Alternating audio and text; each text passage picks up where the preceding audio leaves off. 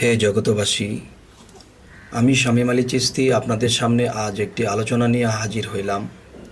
সেই আলোচনাটি হবে যে এই পৃথিবীতে যারা আমরা বলে থাকি আল্লাহ নিরাকার, কথাটা মিথ্যা নয়, সত্য, কিন্তু নিরাকার কোথায়, কিভাবে তা বুঝতে হবে। আবার একদল বলতেছে না, আল্লাহ নিরাকার নয়, আল্লাহর আকার আছে। তাহলে আকার থাকলে সেটা কি, এবং আছে যে সেটাও মিথ্যা নয়। তবে নিরাকার সেটাও মিথ্যা নয়, আবার আকার আছে সেটাও মিথ্যা নয়। তাহলে দুটো সত্য কি করে হয়, দুটো কি করে সত্য হয়, আজ এই বিষয়ে আলোচনা করব ইনশাল্লাহ। তবে একটি কথা আছে যে আল্লাহ কোথায় নিরাকার এবং কোথায় আকার। আকারের কথা যদি বলা হয় যে খালাকাল ইনসানি আদম আলী সুরাতিহি, এখানে আল্লাহ আদমের আকার প্রকাশ করেছেন এক। দ্বিতীয়ত হলো নিরাকার, যেমন সূরা বাকারা যদি প্রথম পড়তে যাই যে আলিফ লাম মিম যালিকাল কিতাবুল লা রাইবা ফি হুদাল লিল মুত্তাকিন, যে আল্লাহ বলতেছে কি যে সে কিতাব যাহাতে কোনো সন্দেহ নাই, এবং বলা হচ্ছে যে যারা নিরাকারকে বিশ্বাস করে তারাই মুমিন মুত্তাকিন। হ্যাঁ, তবে নিরাকারটা কি, নিরাকার শব্দের অর্থ কি? নিরাকার অর্থ যদি আমরা বের করতে যাই তাহলে দেখা যায় নিরাকার কিন্তু আকার নিয়েই, এরকম কোনো কথা নয়। নির আকার, তবে নির কিসের আকার? তবে একটা ভাষায় যে নির অর্থ বাসা বা পাখির বাসা, আরেকটা ভাষাতে আসে যে নির অর্থ পানি। তবে পানির মধ্যে যদি যাই তাহলে পানির কি আকার, কি রূপ, কি স্রোত? আসলে পানির রূপ, স্রোত, আকার কিছুই দেখা যায় না, সেটা ভাণ্ডের রঙে রং ধারণ করে। আমি একটা লাল জগের মধ্যে পানি রেখেছি, সেই পানিটা লাল দেখা যাচ্ছে। একটা সবুজ রঙের ভাণ্ডে আমি পানি রেখেছি, তখন পানিগুলা সবুজ দেখা যাচ্ছে। তাহলে বোঝা গেল পানির রং স্রোত নেই, সে ভাণ্ডের রঙে রং ধারণ করে। তাহলে এখানেই বলা হয় নিরাকার। নির কিসের আকার? ভাণ্ডের রং যা, ভাণ্ডের স্রোত যা, ঠিক ভাণ্ডের রূপ স্রোত যা, ঠিক পানির রূপ স্রোত হয়ে যায় তা। তাই এখন আমি বলতে চাই যে হে জগতবাসী, যে নিরাকার এটাও সত্য, আকার এটাও সত্য। যদি অস্বীকার করি যে না আল্লাহর আকার নেই, তাহলে কুল হু আল্লাহ আহাদ আল্লাহুস সামাদ, আল্লাহুস সামাদের মধ্যে যদি যাই তখন আল্লাহ বলতেছে আমার কোনো কিছুর অভাব নেই। তাহলে কি আল্লাহর অভাব আছে? না। যদি আল্লাহকে বলি যে হ্যাঁ আল্লাহ তোমার আকারের অভাব, তাহলে আমাদের জাহান্নামে যেতে হবে। যদি আকার থাকে সেটা কি? সেটা হলো খালাকাল ইনসানি আদম আলী সুরাতিহি, যে আল্লাহ আদমের সুরত কোত্থেকে পেল? আল্লাহ বলেছে যে এই আদম আমার কাছে এত শ্রেষ্ঠ কেন? এই আদমের রূপস্রোত কার? তখন এই আদমের রূপস্রোত আল্লাহর। এই রূপস্রোতে আল্লাহ আদমকে সৃষ্টি করেছেন, এবং এই আদমের ভিতরে গিয়ে আল্লাহ বসেন। আর আল্লাহ বলেছে আদমের, যে আদম নিজেকে পবিত্র করলো সেই সফল কাম। তাহলে সেই আদমের কালবের মধ্যে আমি শাইলাহির বারামখানা, তার মানে আল্লাহর বারামখানা সেই কালবের মধ্যে, যে নিজেকে পবিত্র করেছে। যাই হোক হে জগতবাসী, যে আরও একটি কথা হলো যে আমাদের চাচাগুরু জালালউদ্দিন খাঁ তিনি প্রকাশ করেছেন, কি সুরত বানাইলে খোদা রূপ মিশায় আপনার, এই সুরত দোজকে যাবে যে বলে সে গুনাহগার। আদম দেহেতে খোদা, দম থাকিতে নাহি জুদা, কেবা আদম কেবা খোদা, কে করিবে কার বিচার।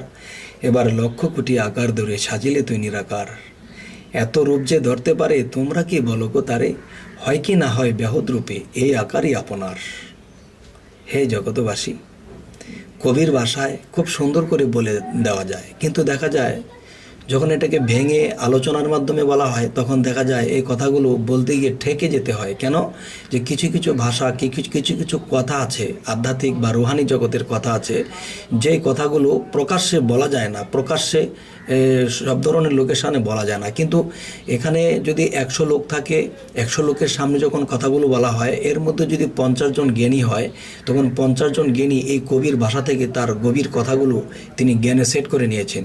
আর এর মধ্যে যারা অল্প জ্ঞানী বা তেমন একটা আধ্যাত্মিক বা রুহানিয়াত জগতের কথাবার্তা বোঝেন না, তারা একমাত্র প্যাচ দেবে যে এটা ঠিক নয়, ওটা ঠিক নয়, ওটা ঠিক নয়। এই জন্য আল্লাহ বলেছে যে আমার রুহানি জগতের কথা, আমার গোপন ভেদের কথা যেখানে সেখানে প্রকাশ করিও না। যদি যেখানে সেখানে প্রকাশ করা হয় তাহলে তোমরা কিন্তু খেসারত দিতে হবে। কেননা আমার গোপন ভেদ গোপনে মানুষে এবং জ্ঞানী ব্যক্তিরাই জানবে, বুঝবে, এই কথাগুলো তারা নেবে। তাই বলবো যে একমাত্র অজ্ঞানী এবং জ্ঞানী দুটা ভাগ করা। তাহলে যারা এই কথা শ্রবণ করার জ্ঞান আছে তাদের সামনে প্রকাশ করো, তারাই একমাত্র এই কথাগুলো নিবে এবং জ্ঞানে নেবে এবং বুঝবে, মানবে। হে জগতবাসী, আজ আমি আপনাদের সামনে এই আলাপটি কেন করলাম, যে পৃথিবীতে আল্লাহর আকার বা নিরাকার এই নিয়ে একটা দ্বন্দ্বর সৃষ্টি হয়। তবে আল্লাহর আকার আছে এটাও সত্য।